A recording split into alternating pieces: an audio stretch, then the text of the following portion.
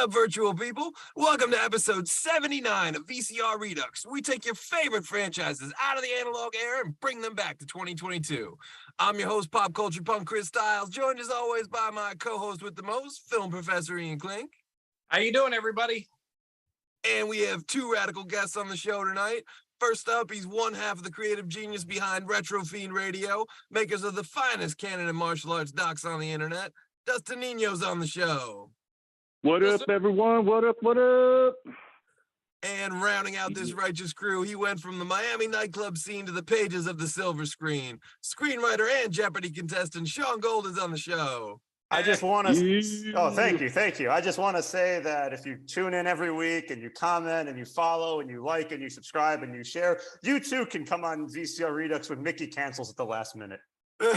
Oh, that's right. That's right, folks. Viewership guarantees citizenship on this show. That's right. It absolutely guarantees it. But we are here today to do our part and to join the fight against cinema's most hated bugs.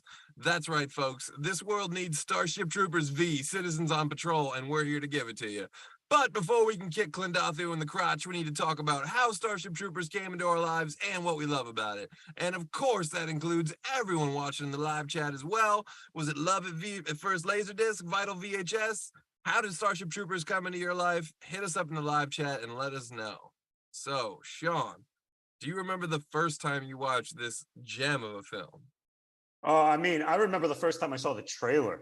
Okay, it was one of those movies that the trailer I fell in love with the trailer. That was it. I saw it in theaters. I had to go opening day, and it was empty.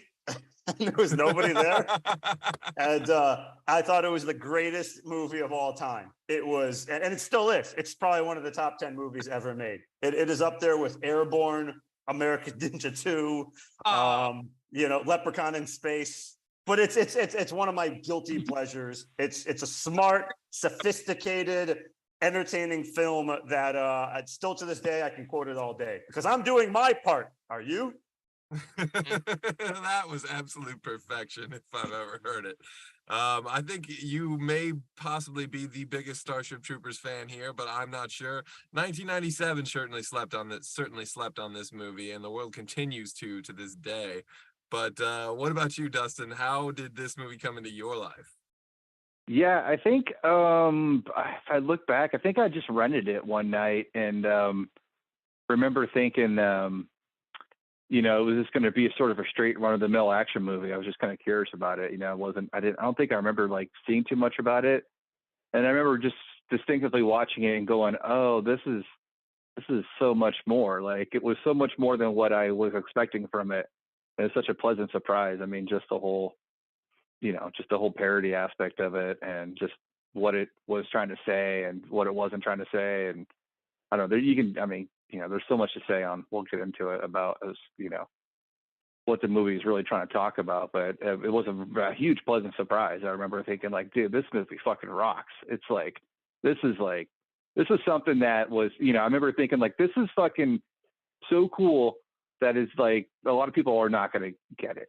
You can't define it. That's how awesome it is. It can't be defined. It bends genres. It should have won every award in the book. I feel like it does have those Ed Neumeyer like little touches, like the vignettes, the little like bumpers and stuff, like all these little touches, the little, the form of parody is very similar to RoboCop, and of course you've got Neumeyer and Verhoeven, so of course they're gonna go hand in hand. But I definitely know what you mean in the terms of like, I was probably 13 when it was coming out, and I was expecting like, okay, like they just kill CGI bugs, they hit copy and paste and like the bug application that they have and made a movie.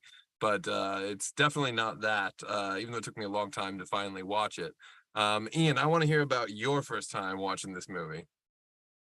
I want to say this is one of those where the first time I remember watching it, a friend of the show, Derek Lovekin, who we've had on the show here a few times.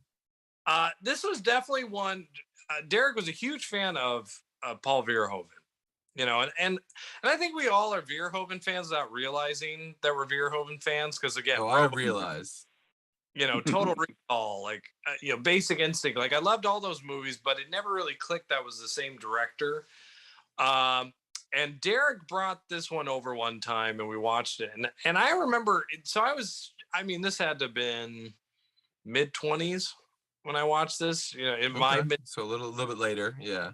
So I didn't watch this when I was in high school. I will say, though, that because the movie was coming out, I actually, for some odd reason, I loved the trailer when I was in like 6th or 7th grade. And so for Scholastic books, I bought the book by Robert Heinlein. The old book, the 1959 book. With I always remember the drawing because it's this like weird, like big suited guy with like a gun that he's holding to his side, but there's no bugs or anything like that. And I never read the book. I'm going to be flat out honest. It's just one of those you buy for Scholastic and you think you're going to read it, but you actually don't. But I remember, so I was older when I saw Starship Troopers. So like, Dustin and Shaun were saying, like, I got the subversiveness of the movie like right away. Like I totally got the politics of it. And I was like, oh my gosh, this is, if this wasn't in the book, which I doubt it was, this just proves Verhoeven is genius. So, So again, I was older enough to get it. If I was 13, I totally would just been like, this is a space bug movie. Well, there's no disputing. There's no. That's disputing. all it needs to be, a space bug movie. But he gave us more. He gave us so much more.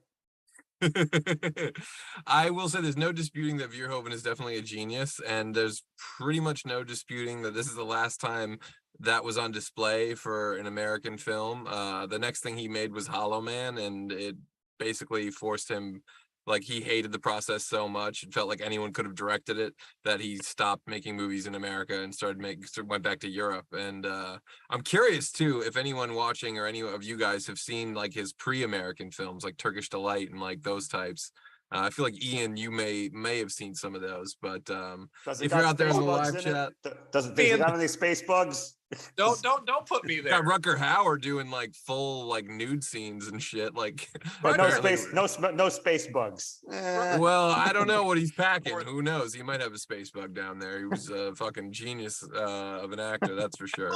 Turkish Delight is the most honest, romantic, like people getting together for the wrong reasons movie that's out there. But man, you think RoboCop's a trip? Watch Turkish Delight. I figured you had seen Turkish Delight. At any rate, don't lump me in that camp. Don't be that guy. But no, just that's a compliment. That's like you've sampled many wines in this world. You know the difference from a Chablis and a Chardonnay, and that's just something to be proud of, not something. What was the one he did? But the big was like Flesh and Blood. Was that the one he did that kind of? That was the other. That was like the bigger Rutger Hauer one, I think. He did a few with Rutger Hauer. So. And then it was like, of course, RoboCop totally changed the field for him. Well, of course. But no, I was just gonna say, his earlier stuff is unique, and even his later stuff. I mean, he did the Black Book a few years back that really a lot of people were like, oh my God, this is like old school Paul Verhoeven. It was fantastic director. I have yet to see the Black Book, and I should, just because I like Verhoeven, and I'm stuck in the 80s, so I never watch anything new. But every now and again, there's something that came out later, like Starship Troopers, that's definitely worth seeing. But I'll get to my first time watching this. As soon as I say hi to some people in the live chat, I see Giada Rose in there, Alex Bonafante, Angie Saunders, Mike Saunders, a couple mashup geniuses in there. The chat was short for a minute, and then it just exploded on me, so bear with me. Alex Bonafante says, all right, you apes, do you want to live forever? See, he gets it. He gets it. He gets it. Soldiers. Yeah, soldiers like Alex Bonafante.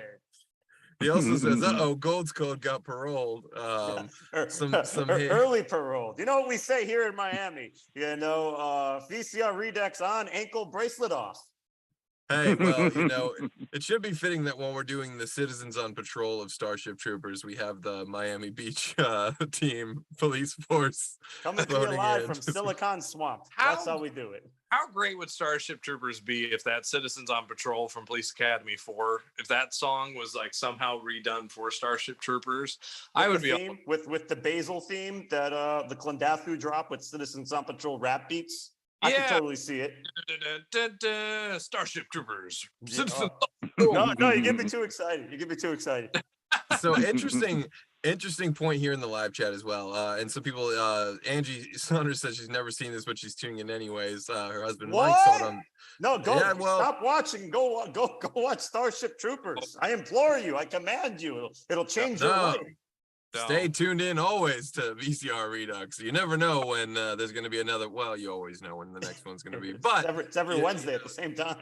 Starship Troopers come and go here. VCR Redux is very rare. But interesting point here in the live chat. Alex Bonaponte says the satire does not register with me at all. It's just plain awesome. I can kind of relate with that a little bit. And I think American audiences can too. Or American critical audiences, I should say. Like the satire was lost on most film critics in 1997. It was like there is definitely a lot of aspects of this movie that are strangely ahead of their time. Like this movie makes way more sense post 9/11 than it does pre 9/11, and it predates 9/11 by 4 years. So I mean, we're heading into 2023. To look back to 1997 when that movie came out, I mean, holy shit! I mean, did it hit the nail on the head? Multiple times, a lot of times, as far as just how silly and stupid, you know, certain type of fascism is. They mix it all in there too. They got all types of fascism for everybody. They got German fascism. They got neocon foreign politics fascism. They got snapping fascism. Yeah, fascism. I mean, it's all over the place. Apple pie fascism. They throw it all in there. Fascism in a cheaper movie. Yeah, watch it. They put black guys in Nazi uniforms. I mean, it's so funny. It's like it's so lost on people. People think that the movie is like exactly what it is, and it's so sad because if you don't understand parody, then it's like you're fucking completely lost as far as what the point of the movie is. You're completely on the other side of the boat. I will say though, to that point in the chat here, Mike Riffraff says, I thought it was a great action movie when I was young. Now the social satire is very obvious. And like I could definitely see that being the case for a lot of people. This movie came out when I was 13 and I didn't see it, even though I wanted to, until I was like, I don't know, like in my late 20s. I just like never got around to it. So I guess I'm getting into my first time watching the movie story now. But I had this roommate who's been on VCR Redux in our Kickboxer episode. Shout out to Derek Weber. He was just obsessed with this movie. He's like, dude, you got to see this movie. It's the greatest thing ever. It's the greatest thing ever. I was like, all right, fucking let's watch it. And like, I obviously got the satire at that age, but to me, like, it was, I don't know, some of it didn't work as well as like, say, by the time I watched it, we were in like a post-Team America world. And I almost kind of longed for that, type of lens where they like pushed the story cliches even further, like or at least just as far as like the militaristic angle, and I also got to just say, I will always fucking love this movie just because of how many 90210 season 5 cast members are in this movie. I mean, first of all, you got leading the fucking pack. You got the great Casper Van Dien, aka Griffin Stone, who, folks, dated fucking Donna Martin before she went with Ray Pruitt, the wife beater. She would have been much better off with Griffin Stone, even though he was snobby. Casper Van Dien's just great. That's all Chris does with his days. He just literally watches old reruns. But there's nothing wrong with that, except until later seasons. Imagine a man. Later seasons, you can't watch it. First of all, you got eating Cheerios, sitting in his underwear wearing that shirt. That is pretty much Chris's life watching 90210 reruns. Hey, wait a minute here. It's a dream worth dreaming. It's a dream worth dreaming. Wait, what kind of Cheerios? Oh, Honey Nut all the way. Okay. Apple cinnamon. So what are you trying to say? Nut, it's not an option. Like, apple cinnamon. Actually, apple cinnamon is pretty good too. I gotta say. Sometimes you make a little blend. Nobody likes apple jacks. Knock it off. Nobody likes that stuff. Get out of here. No, apple cinnamon's very good. Not apple jacks. Apple cinnamon Cheerios. Any rate, I forgot where the fuck I was and what show I was on. It's 90210. It was 90210. Okay, so you got also the great Dina Meyer, who played the professor, or the professor's wife / professor that Brandon Walsh had an affair with when she was a married woman. And her fucking move on the show was great. It was always to cook someone a spicy Guatemalan dish in the authentic tradition of the Unga Tunga tribe. And I just love that I will know that to the day that I die. Dina Meyer is incredible. And like, of all the people in this movie that should have done more, I wish I'd seen her in a lot more things. Well, when you're in Starship Troopers, your yeah. career peaks. I mean, That's true. you can't. I mean, unless you're Michael Ironside, I mean, that's it. You know, and you can't forget. We had one but of the the 90210 casting doesn't stop there, my friends. We even have Mrs. Teasley. Yes, that's right. West Beverly High's very own principal showing up to fucking chew some scenery and Starship Troopers. And like everyone in this, the cast, we got Clancy. Know who the character was on that show? Are you kidding me? Mrs. Teasley, the principal for the first 3 seasons of this wonderful show. People don't know. The principal we Donna Martin graduates. Yeah, people know, my friend. We find it too hard to bear that she didn't follow them into college. And first of all, and show some respect because Mrs. Teasley just passed. All right, we just lost Mrs. Teasley. And the character or the actress that played the actress. Okay, what about the character? Always a turn. It lives on internally in our hearts forever. Punk, the writer of 90210. Oh my gosh, this show. Every time.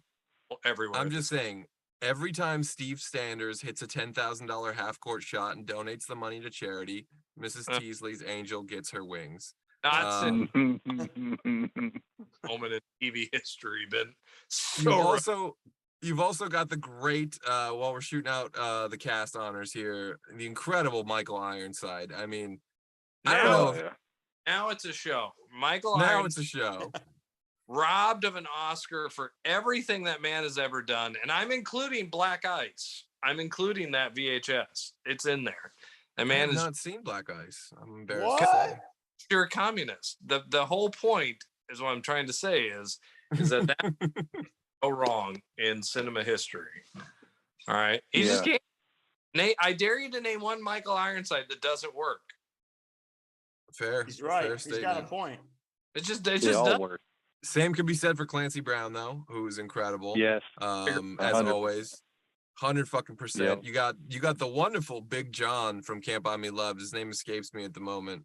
And he was also in Major League 2 as the catcher. Rube Baker. We're very prepared for the episode on the greatest movie of all time next to Airborne. But yeah, well, he was when the cast runs this deep, I'm just saying it's an ensemble cast. And you're forgetting we have Blanche from the Golden Girls in a cameo. That's right. Rue motherfucking McClanahan. I mean, probably the greatest force of acting and pop culture power to ever grace the screen. What can you say that hasn't been said about Rue McClanahan before? I mean, and she played a blind professor talking about space bugs. And she played it with fucking gusto, goddammit. She wasn't just there collecting a check. I will say that's what makes the satire of this movie, I think, work so well, is that however Verhoeven directed everybody, they are taking it so seriously. Because even Denise Richards is like really getting into this role in this movie, like which I think is what makes it work. Because if it was just goofy, I mean, like I always compare Starship Troopers to that Wing Commander movie. Come on, you can't. Come on. Well, I'm saying, man. Wing Commander. Everybody in that movie is clear as day. Going, did the director yell action? Because I thought we were in a movie called Wing Commander. Let's just kind of, let's just go to the, what's my line? Yes. Okay, great. I'm going to go to snacks table and start inventing the internet because that's more important than this movie. So then you get Starship Troopers over here and it's this, it's so serious. Like Neil Patrick Harris, that man. Oh yeah. He is he is going to solve this war of cosmos. Because it's the species. It's about numbers, and they have more than us. How can you not be serious? I always felt like Neil Patrick Harris was like the one, like, we're gonna go a different way with this, and like, we're gonna live or die by this. And like, because I didn't see it until so much later, to me, it was like almost distracting watching it the first time because I was like, holy shit, like Doogie Howser's here. Like, I haven't seen him I didn't watch, Big Bang Theory. I don't even think was out or whatever. How I Met Your Mother show. I don't know what he's on. But he's on one of these shows. And I'm very much an old man. I'm going to go back to my hole and eat some soup right now. Theory. well, I mean, but you got Uncle Hank from Breaking Bad as the head of the drill school. It's a great action movie. Yeah, boot background camp. guy. You had not Gary Busey, but what's it? What's his Jake name? Busey. Jake Busey. You've Oh got my God, yes. You've So got good. a drill sergeant named Zim, who was in the Shawshank Redemption, and who's in. I mean, everybody in this movie was like, it was in a million other amazing things. You've got the Caesar Singh guy from fucking Showgirls. Yeah, Yeah, we'll all go yes. back to, and then we'll go to my place and we'll all sing. Huh? Yes. Guy's so I mean, sleazy. The priest from The Walking Dead is in there. He's one of the Seth Roughnecks. Gilliam, Yeah. and he's great. Yeah. And it's funny when you see these people now, before they're 20 years before The Walking Dead, and you're like, oh my God, yeah, they've like, that's how it works. Like, you're just around forever before you catch like that big break, maybe. Well, Yes, yeah. I gotta bring it up. Their overnight success, right? Yeah, it's always 10, 20 years in the making. The world tried to make Casper Van Dien the new thing. First of all, they didn't try hard enough, because that man should still be the Brad Pitt. Yeah, Brad who? like... Well, that's what we should be saying right now, because it's fucking Casper Van Dien. But you know what I think? Weird, yeah. I think honestly, I swear that to this day, I think the thing that hurts him the most is his name doesn't sound like a movie star name. Like, he needed like a fucking stage name or something. That is his stage name. Is it really? His real name is like Wallace or something. Nobody's name's Casper Van Dien. I just thought it's so like strange that like. Can someone in the chat find out what Casper Van Dien's real name is? Because I mean, like it's that it can't be his real name. It can't be. It's got to be something else. If he's like, all right, Van Damme's hot, I'm gonna be Casper Van Damme. No, Casper Van Dien. Yeah, that's it. It's kind of like, the wrestler Rob Van Dam. It's no relation to Jean-Claude Van Damme, but he just like is like, I'm gonna go with it. So Casper Van Dam. Maybe his real name is Casper Van Varenberg. Yeah. Well, they tried to make his Tarzan movie like really hit hard. I mean, they really wanted that to be the next like Indiana Jones Mummy franchise. He was in a Tarzan movie? Yeah, he was Tarzan. Lost City or something like that. Wow, I missed that one. I did not. That was like news to me. That was big. I remember them playing that at every freaking movie store. Like they were putting those posters everywhere, and it just, it just drooped on your plate like runny eggs. Like, it just didn't work. Yeah, there was a handful of actors like that Hollywood really tried to like get going, and for whatever reason never took off. Like, yeah. Like, what's that guy's name? Played Robin in the fucking George Clooney Batman movie. Oh, Chris O'Donnell. Yeah, like Chris good O'Donnell, actor, but there's something. Happened. I mean, like Kyle MacLachlan, like another great example, because of Showgirls. I think that like really like took him back a couple notches, and like he eventually bounced back, and he's had a great career since then. But like it's hard to survive those. I mean, keeping it in the Verhoeven world, to a certain extent, I think you have to acknowledge that Showgirls, Verhoeven took a beating on that, and like Starship Troopers was sort of him coming back and saying like, look, I can do what you need, Hollywood, like, and I'll do it my way. And it was a groundbreaking movie in terms of visual effects and stuff like that. Like, I think the movie was like $100 million budget, and they probably spent like 95 of it on CG, and because that's like what it took back then, and it still really holds up. It looks great still. I mean, it really does. You watch the sequels, all look worse. Wasn't it yeah. What were we saying, Ian? Wasn't it Phil Tippett? It was, and Phil Tippett actually directed the second film, which I guess now's a good time to get into the sequels. But before we do that, never a time to get into the sequels of this. It's just there was a sequels. That's it. Like, it's like there was 6 days, and there's a day he rested. Like, there's Starship Troopers, and then there was a couple of movies that came. We're good. Like, I'm just saying, you don't get a whole universe, okay? And you ignoring it, it still exists. Stop it, Shaun. The world did not want this to be a universe. You and I both know this. Like, the world doesn't know what it wants, but but we know what it needs, and that's a new Starship Troopers. That's a new Starship Troopers that is broadcasting from our Netflix streaming service right to our hearts. With a brand new, not even a reimagining. You could just have a Starship Troopers movie with a cameo by Casper Van Dien. We can get them excited. You can't have a mere cameo. We need full on Van Hollywood Dien. already made his choice. They're not going to give him a lead role 30 years later. They're going to give him a cameo like he did in his in one of the sequels or two of the sequels. They're going to give him his cameo, and he could be. It could lead to something else. It probably won't.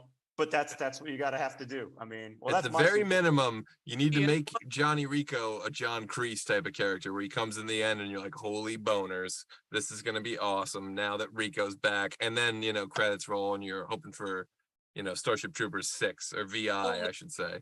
Suave shows up. Like, that's the only Rico I'm rooting for here. And like, they should bring Rico Suave and Johnny Rico. There's a Rico, too rich for the blood. There you go. Federation Heat. Oh man, these are all coming. I gotta write this movie. I could write this movie. That's like the wrestling tag team of my dreams right there. That's like I want to see them fight the Rockers at SummerSlam '92. It would be incredible. Rico to Rico. I think we can do it. That's a matchup for you. Rico. I'm there for it. So I do want to touch on the live chat before we get into the sequel stuff and then eventually our pitches. But Alex Bonafonte, as to Verhoeven's early movie, says he's only seen Spetters, though. Very good movie. Well, you have more coolness points than I do today, sir. Also says Soldier of Orange is on my watch list. Angie, watch both now, but Spetters is in Dutch. I guess you'll have to go with subtitles for that one, Angie. Alex Bonafonte also says Kino Lorber did a sweet Blu-ray. Must be warned, it's edgier than the US films. Love for Apple Cinnamon Cheerios in there. Round of applause for Dina Meyer in there.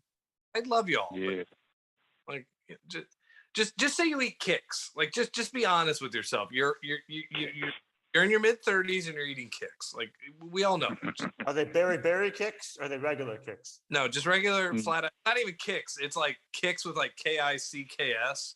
It's like CVS brand. So like the CVS brand of kicks. I just want some Casper Van Kicks right now. Like, that is what we need. We need Casper Van. That's what he needs. Trust me, he needs it more than you can believe. No way. I'm telling you, Casper is sitting pretty on being the guy from Starship Troopers. I'm sure he does a lot of conventions and makes a killing every weekend. I don't know. We should ask Mickey how he feels for being on VCR Redux because he's sitting pretty. I feels the same way. He commented on the Fandom Spotlite post on Instagram, Casper Van Dien, so he's probably watching. So shout out to Casper. Because anytime something goes off that has his name, he's like, I'm relevant again. I told you guys. He did. I remember him. He did it was a race. It was kind of like Drive. It was kind of like one of those movies or something like that. Like, it was actually really good. Like, it was B. I mean, it was B, almost C level kind of film, but like that's how it really tried to make him hit hard. Like, Hollywood really did want to have Casper Van Dien a thing. Not as much as he wanted it. Like most of the great actors, Hollywood doesn't know what the fuck to do with them. And that's why things, don't work out for some. They do work out for others. But I still think to this day, Casper Van Dien is like ready to be a leading man. He's on that Stamos shit. Have you seen pictures of him? He looks exactly like he did when they shot Starship Troopers 1. Like, he doesn't age, man. Like, that, and in this like Cobra Kai world where everything, like Ralph Macchio's fucking in his 60s and so's Tom Cruise and Martin Cove's in his 80s and like they still kick ass. And oh yeah. I don't think that this movie, like this franchise, before we get into the sequel talk and our pitches, but I don't think that you need like Jonathan Taylor Thomas. I don't think you need like Harry Styles or Zac Efron or someone like, I don't think you need like a little cute boy toy anymore. That's what he's going to do after Darling. I said, that's Harry Styles is going to be in Starship Troopers V. Why not? He might be a huge fan. He might be like, I saw it in the theater when I was 14 or 13. It was the greatest movie ever. Only you get Michael Ironside, then Harry Styles would be lucky to get a fucking call. I'm just saying, the greatest actor that has ever walked the earth. And there's a lot of love for him in the chat. And for the fact that he was in the next Karate Kid, and Dustin and I celebrate all the time the fact that the way this man says McGowan is just like poetry to my ears in that film. And I will always love it. Next Karate Kid, I'm done with it. Well, one more thing in the chat. And no, you stopped, Chris. Not Stop. about Next Karate Kid though. Just so you all know, there is private dancing chat girls with many emojis. So porn bots have officially invaded our chat, meaning we're a success finally. And that's when you know you made it. It only took 79 episodes. Because we got Yeah, Shaun shout out Gold, Russia. we got Retro Fiend Radio, we got porn bots, we got Starship Troopers. It all came together tonight on this night. You were here for it. That's right, folks. This isn't closed circuit TV. This isn't pay-per-view. This isn't this isn't your this is father's the Federation dial-up News internet. Network. This is and I would like to know more. And everyone must do their part. So my part, I am obligated to bring up Starship Troopers 2. No, you're not. Yes, I am. I'm sorry. It's a if fact. you bring up 2, you have to bring up 3. And then if That's you bring true. up 3, you got to bring I got up no problem 3. bringing up 3. I got no problem bringing up 3. Now 2, I just kept reminding myself the whole time while watching 2, just saying, this is directed by Phil Tippett. You love Phil Tippett. This was directed by Phil Tippett. You love Phil Tippett.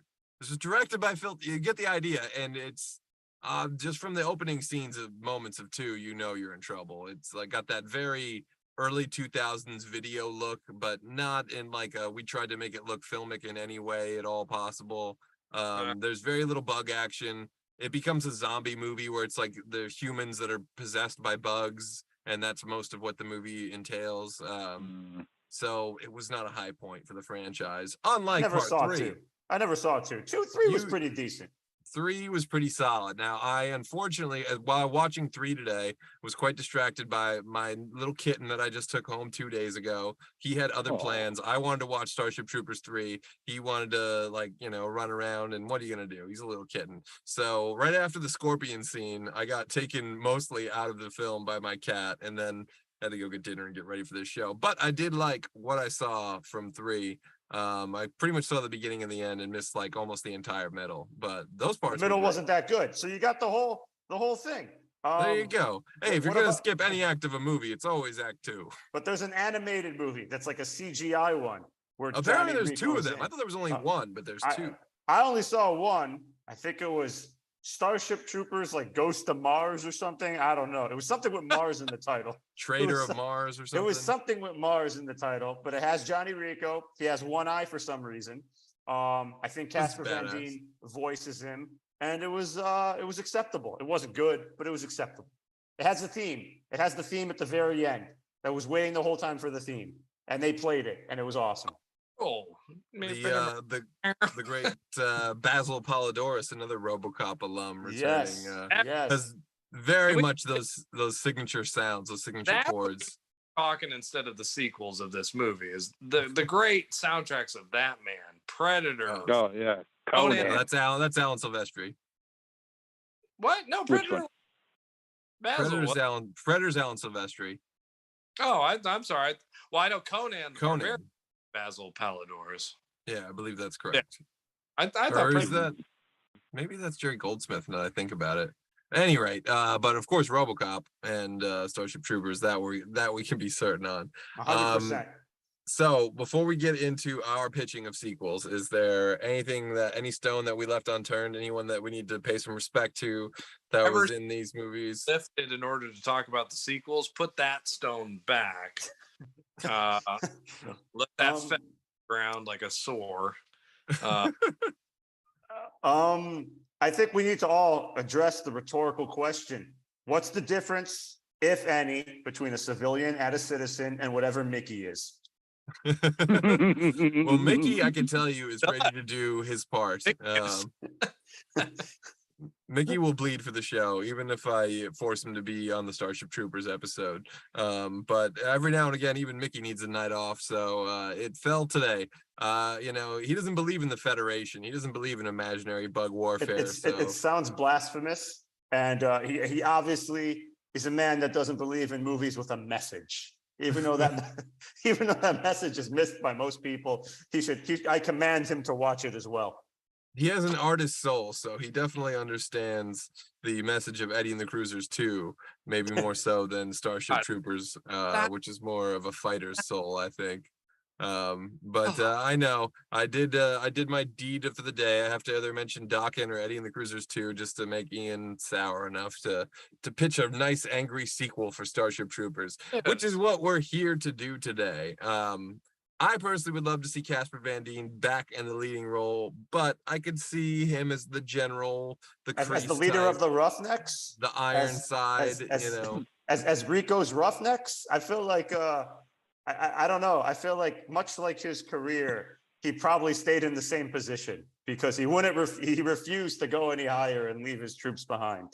I will tell you one idea that I have, because the conservatism in the first movie, the satire of the conservative world of Starship Troopers, I think is so hilarious that I almost want to have a sequel that's the opposite, where it's the attack on the liberalness of this world, like a world where bugs need to be accepted at every cost and at every turn. You know, I think would be a very fascinating movie.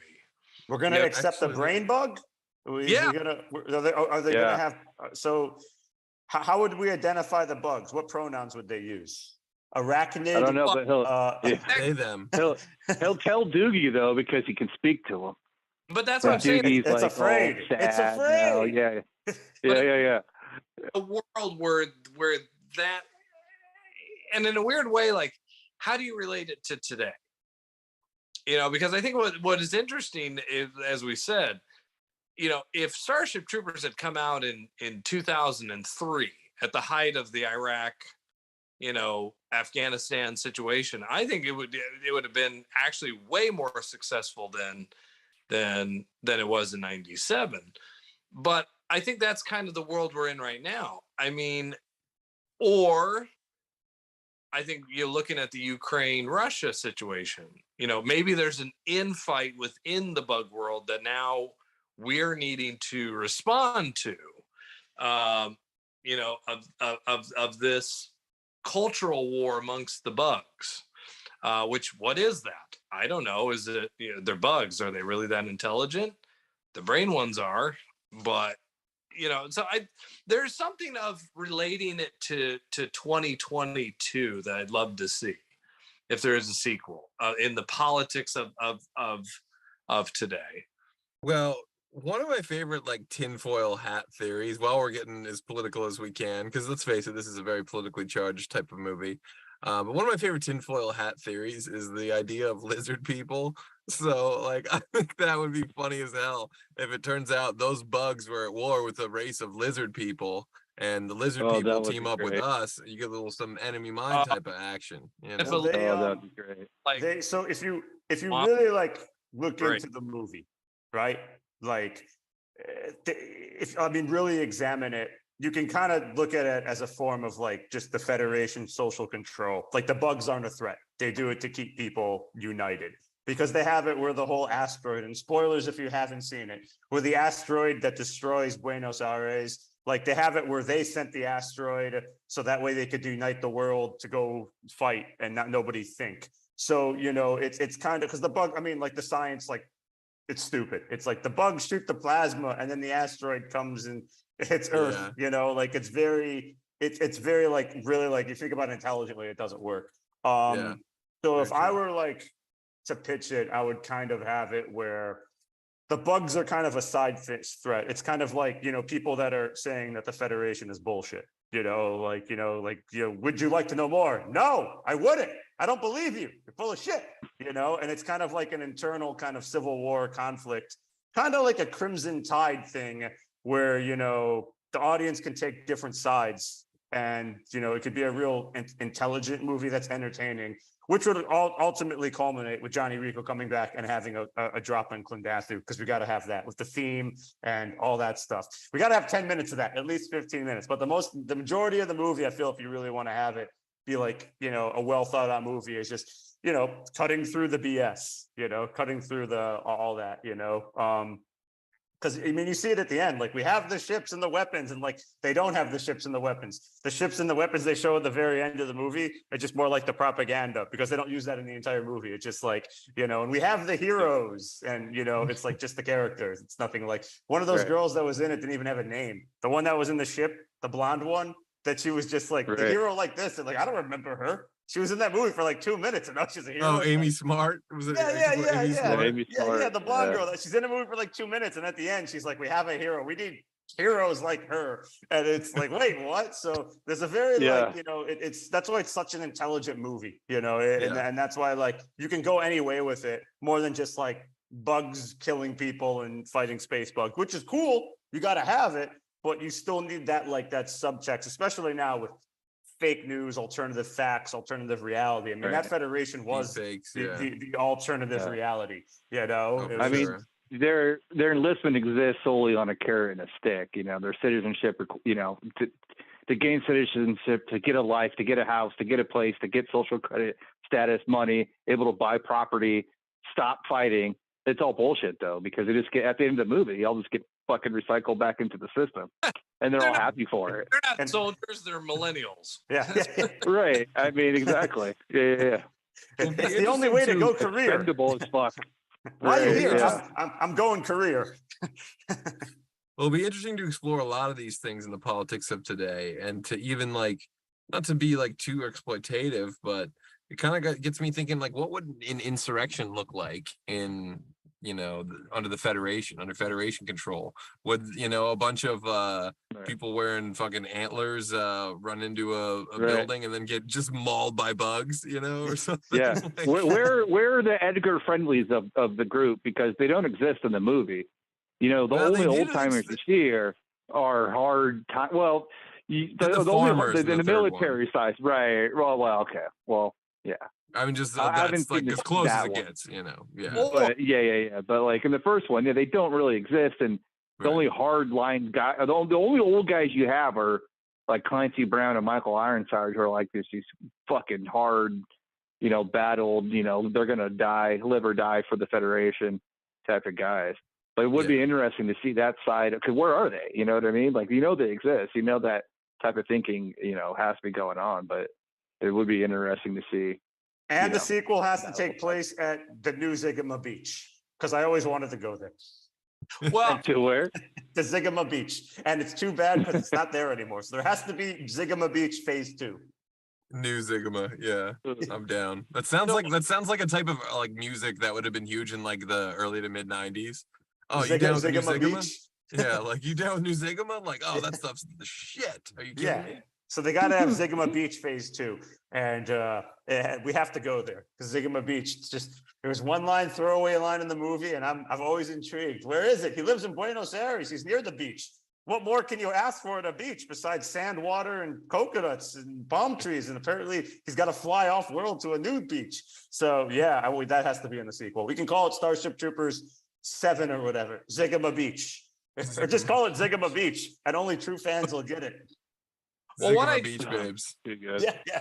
One idea that I thought of that's interesting is you could also pull a 10 Cloverfield Lane, right? You could take a movie that's within this world, and create a different story. Now, I actually think it'd be interesting to have a world like, what happens when all the bugs are gone? What's this world where you don't have the enemy? I mean, and this is more, I think, maybe not so much a movie. This is more like a book sequel, which I know we don't do on this, but we do now. You didn't even read the first book. You're talking about like a book sequel. You're like, I bought the book and I never read it. We're going to have a sequel. But I'm the guy to write that sequel. First off, which one of you have read Robert Heinlein? Shut up. I've read the Starship Troopers book because again, I was obsessed with this movie, and I was a little like, wait a minute, they're in like mechanized armor. Where's Zigama Beach? The book was very disappointing after you watch the movie. So, but what happens when that world? What happens when you don't need the army?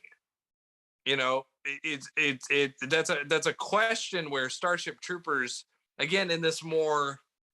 That idea I was talking about in more of a liberal-minded approach to Starship Troopers. What if you don't need those? What do you do with them? Right?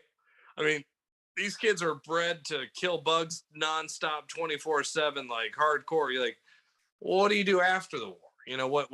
What's their purpose? Now, I don't know if there's a great movie there or a great idea to kind of go branch off of, but some element of that I think would be interesting in a, like I said, in that political on the opposite end. Really a movie about how we treat our veterans of war.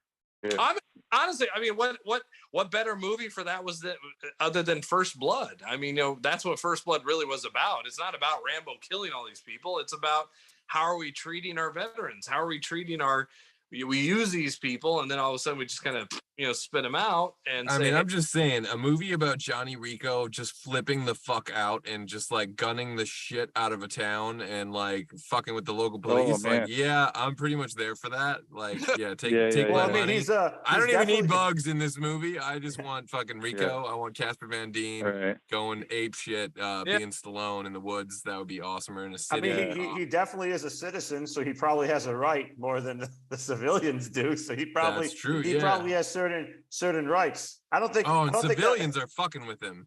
Yeah, that could be good. That's what it could be. It could be like the people that did it. It'd be cool to see like a Seven Samurai type of thing. You get a people from the first one, and they have to protect a village of fucking idiots from the bugs. Yeah, like the kind in the opening scenes of the movie where it's like, look, they established the colony outside the quarantine zone, or whatever, because they have to go. That could actually be kind of interesting. When you said that, I was like, oh, you mean Magnificent Seven? I was saying, but they're the same movie. Yes.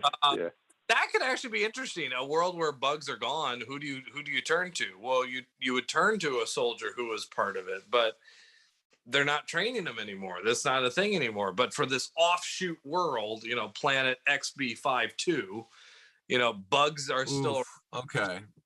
So this give me ideas. So we open in a world, right, where Johnny Rico's been forced out of service, right? He's aged out, so to speak. And like, what has that done to him? What has that done to all kinds of people? Maybe he lives in a community full of like veterans that like can't serve anymore and they feel like they have no purpose, right? So you can explore some interesting politics there. And these civilians could be calling Johnny Rico like a baby bug killer and all this shit and telling him he's a murderer. You exterminated an entire species. Yeah. They fuck with him and they push him until he snaps. He's on their version of the internet because he was from Buenos Aires and he said kill them all. So he's like the face of a genocide. Actually, oh my god, that's actually really interesting. We get Logan style Casper Van Dien, gray beard, and and he fucking freaks out and gets into some shit with against these civilians. He has like a First Blood kind of thing, but then he goes to jail, and the only way out is if he joins an elite team, like a SEAL Team 6 type of people that you can't age out of this. Like you can still kick ass. You gotta, and then you get the bugs in the third act, but you also, I think, need to get bugs on Earth. I feel like you haven't done it yet. You just need it. You need like bugs in the city, bugs in the fucking suburbs, bugs in the whatever. Like, get the threat onto the planet. Bugs in the subway, the restaurant, not the fucking trains. Exactly. I need a bug to eat Jared from Subway. Right. Mimic, but good. The movie is just called, or just Rico. I like that, or just Zim. You got to give Zim his credit. He captured the brain bug. He's a national hero that everyone forgot about. Zim could be the Troutman. He could show up and be the Troutman to Rico's Rambo. Yeah, see that could be it. You're like, Rico First Bug Part 2. Yeah. See, there's your title. That's a mashup. That's a mashup right there. You should totally do it. Yeah. Boom. Company the Raven.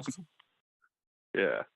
Oh God, the world just needs more Johnny Rico. I'm sorry, it needs more Casper Van Dien. It needs more Johnny Rico. It needs more Dina Meyer. It's a shame that she can't come back, but maybe there's a way. Why can't we have an android that looks like Dina Meyer? There was a cartoon series called The Roughnecks, which was very like late '90s CGI, so it's kind of like blocky.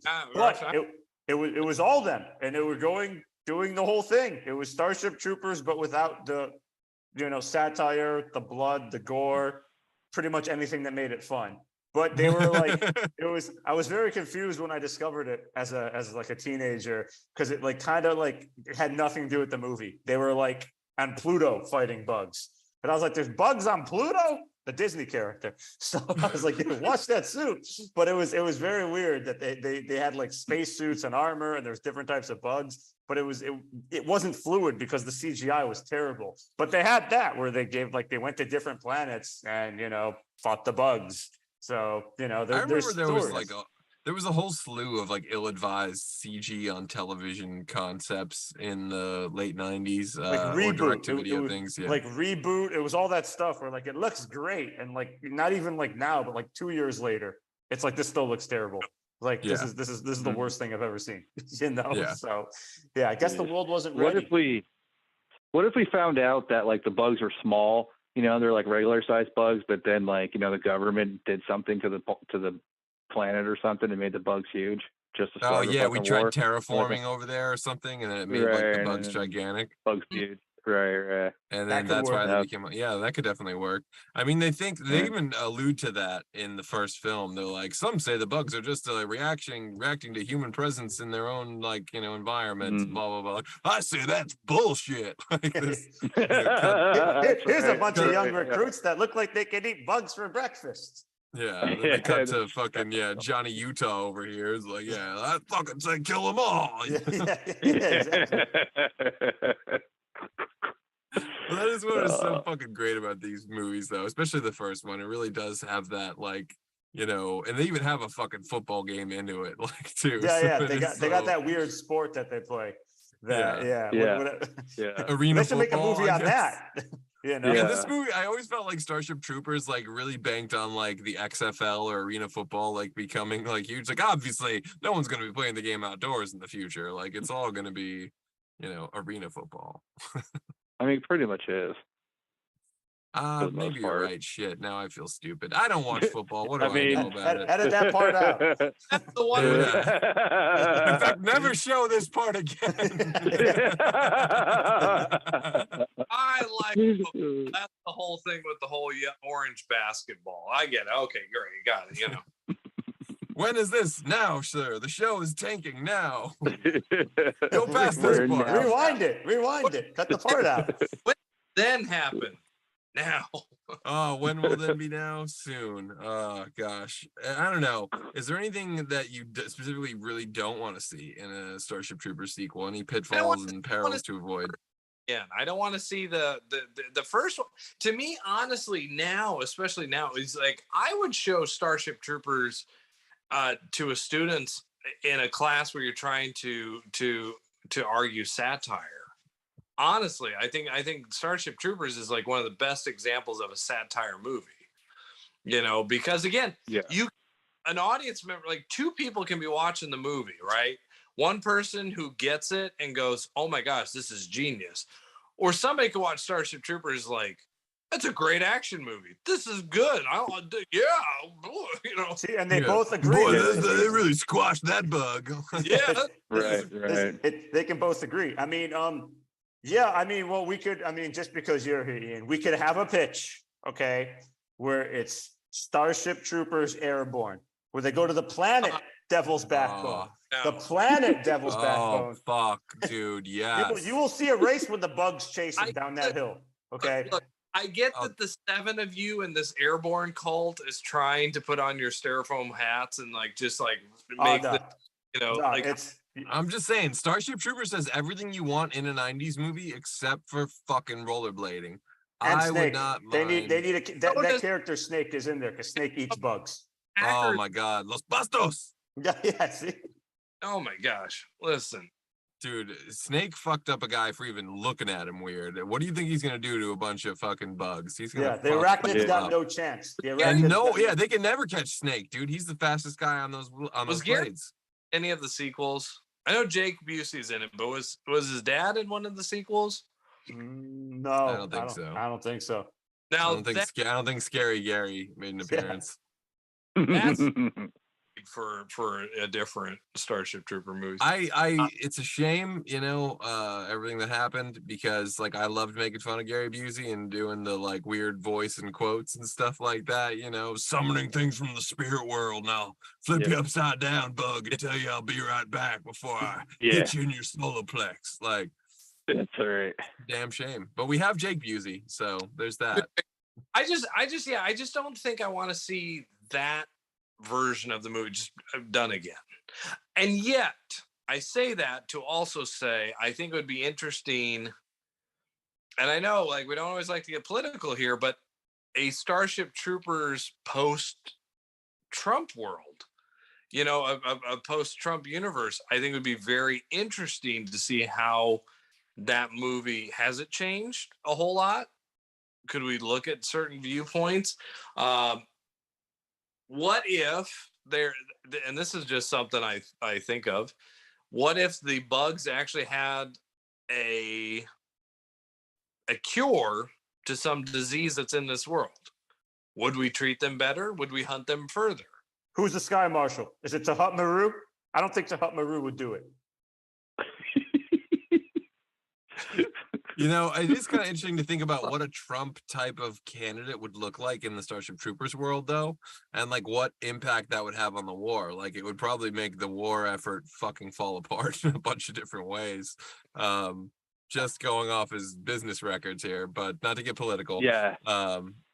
You know, It would be interesting to see. Yeah, that, like yeah. who could play that type? Who could play that type of guy, and what would his shtick be? What would his, you know? I mean, knowing him, he could play him. I mean, yeah.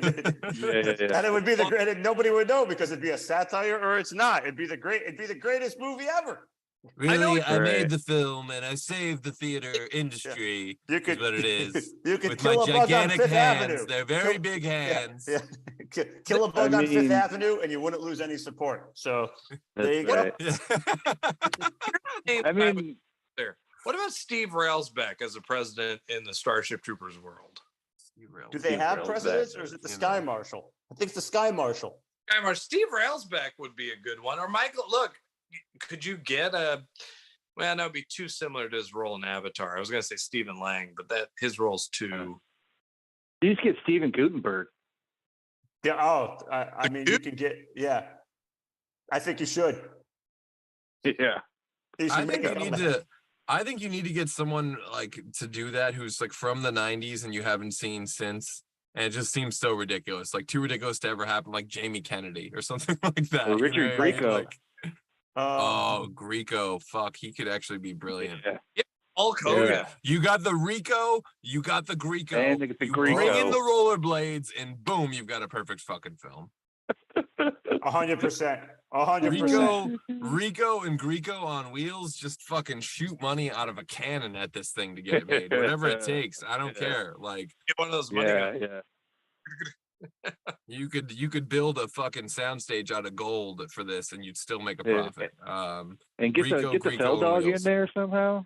Dude, put the Fell Dog in there. Dude, actually, I gotta say, Feldman would be perfect as like the Trump of the Federation era. Like, yeah, he was wearing his costumes and stuff. I've heard he's difficult to work with, but it's worth it. I think for this, like, I think it's the role of I think it's like the sunset, the swan song of Feldog, right? That he needs to ride off into the sunset and just make more Corey Haim documentaries. Yeah. What? For Meatballs 5. I'm holding off. That's true. It is Ian's highest fucking ambition in life is to make Meatballs 5 and to canonically tie all the mismatched Meatballs films together. And my goal in life is to be there with him when it happens. You can't like everything all at once.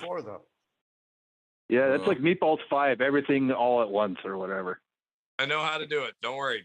It's gonna happen. I got it all. It's all up here, folks. Don't worry. Well, every day in the shower, Ian works on it just a little bit more. He comes a little bit closer. Tweaks it a little bit more in the shower, yeah.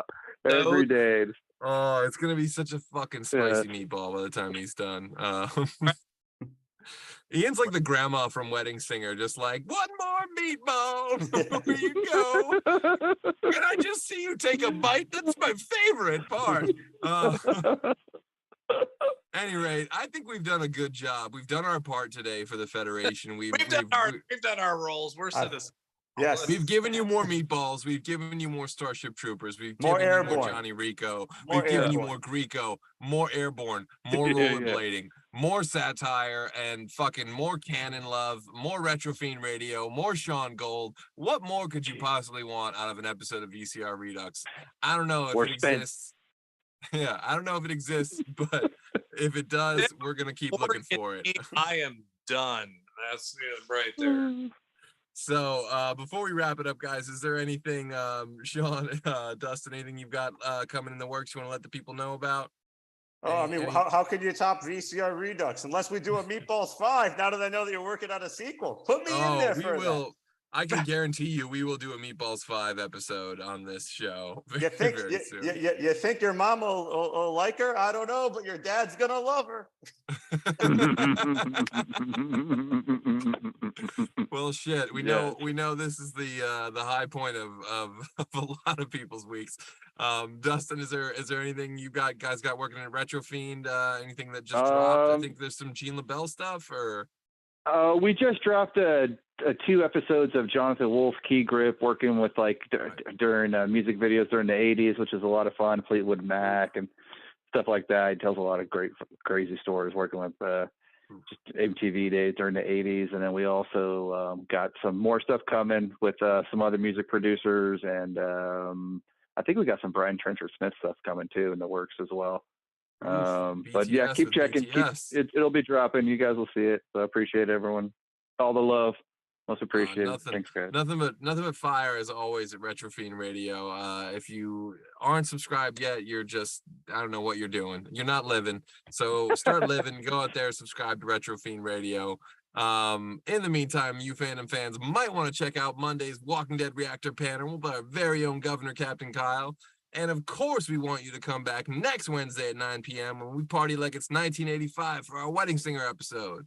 As always, if you like this video, the best way to help is to smash that like button and leave a comment telling us what movie or TV franchise that you want us to cover on a future episode of VCR Redux. And since you're already doing that, you might as well go ahead, like, subscribe, and follow Retro Fiend Radio, Fandom Spotlite, the Hollow Knight Network, and Pop Culture Punk. Till then, back up those Betamax, rewind those Laserdiscs, and we'll see you at the movies.